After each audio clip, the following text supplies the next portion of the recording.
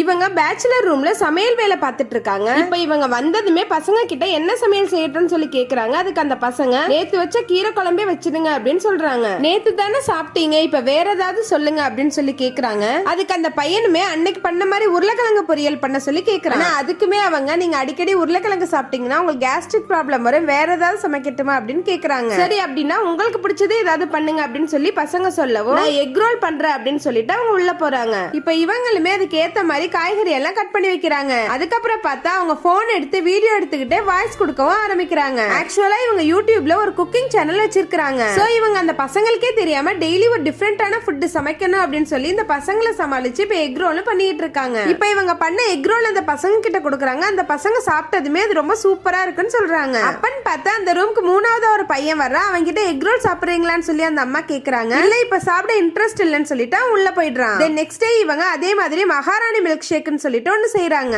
அந்த பசங்களும் அதை சாப்பிட்டதுமே ரொம்ப டேஸ்டா இருக்கு, இதை எப்படி செஞ்சீங்க அப்படின்னு சொல்லி கேக்குறாங்க. அதுக்கு அந்த அம்மா அதெல்லாம் சீக்ரெட் அப்படின்னு சொல்லிட்டு உள்ள போயிடுறாங்க. நெக்ஸ்ட் டே அவங்க வரும்போது இந்த மூணாவது வந்த பையன் எக்ஸ் எல்லாம் எடுத்து வச்சுட்டு இன்னைக்கு எக் கறி செய்யுங்க அப்படின்னு சொல்லி கேக்குறான். ஆனா அவங்க வேற ஒரு ஃபுட் செய்யற அப்படின்னு சொல்லி சொல்றாங்க. அதுக்கு இவன் இல்ல இதை முதல்ல செய்யுங்க அப்படின்னு சொல்லிட்டு உள்ள போயிடுறான். இருந்தாலும் அவங்க இதையும் வீடியோ எடுக்க ஆரம்பிச்சிடுறாங்க. அப்பன்னு பார்த்து மத்த ரெண்டு பசங்களும் வெளியே போயிருப்பாங்க. அப்ப யூடியூப்ல மகாராணி மில்க் ஷேக்னு சொல்லி போட்டு பாக்குறாங்க. பார்த்தா இவங்களோட யூடியூப் சேனல் வருது. அதை பார்த்ததுமே அவங்க யூடியூப் சேனல் வச்சிருக்க விஷயம் அவங்களுக்கு தெரிஞ்சிடுது. இப்ப அந்த ரெண்டு பசங்களுமே மூணாவதா இருந்த அந்த பையன்கிட்ட இந்த வீடியோ காமிச்சு சொல்லிட்டு இருக்காங்க. அதை கேட்டதுமே அந்த பையன் கடுப்பாகி ஏன் எங்க பர்மிஷன் இல்லாம வீடியோ எடுத்தீங்க அப்படின்னு சொல்லி திட்டிடுறான். இப்ப இந்த ரெண்டு பசங்களுமே அந்த அம்மாக்காக சப்போர்ட் பண்ண வர்றாங்க. ஆனா அந்த மூணாவதா இருந்த பையன் அவங்களுக்கு காசு கொடுத்து வெளியே அமிச்சிடலாம் அப்படின்னு சொல்லி முடிவெடுத்துடுறான். இப்ப அந்த அம்மா நான் உங்களுக்கு தெரியாம வீடியோ எடுத்தது தப்புதான், ஆனா உங்களுக்காக நான் நிறைய எஃபர்ட் எல்லாம் போட்டு நிறைய ஃபுட் சமைச்சு கொடுத்திருக்கேன், அது உங்களுக்கு தெரியலையா அப்படின்னு சொல்லி கேக்குறாங்க. இப்ப அந்த ரெண்டு பசங்களும் அவங்க வீடியோ எடுக்கிறதால நமக்கு எந்த பிரச்சனையும் வரல, அவங்க வீடியோ எடுத்தா எடுத்துட்டு போகட்டும் அப்படின்னு சொல்லி விட சொல்லிடுறாங்க. ஆனா அந்த மூணாவதா இருந்த பையன் கோபப்பட்டு உள்ள போயிடுறான்.